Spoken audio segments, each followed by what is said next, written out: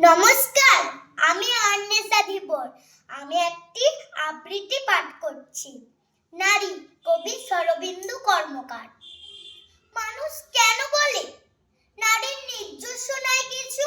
আমি তো দেখি জগৎ চলে নারীর পিছু পিছু।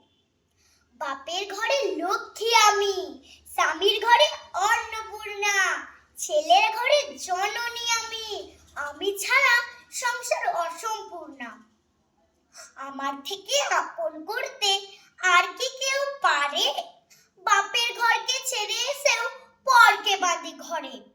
গোত্র থেকে গোত্রান্তর যদিও আমি হই, তবুও যেন জননী রূপে সকল দুঃখ সই। ভারত মাতা সেও নারী, নারী জগৎদাত্রী। নারী হলো এই জগতে সবার জন্মদাত্রী। পুরুষতান্ত্রিক সমাজ তাই পুরুষকে বড় করে। জেনে রেখো, সেই পুরুষকে নারী গর্ভে ধারণ করে।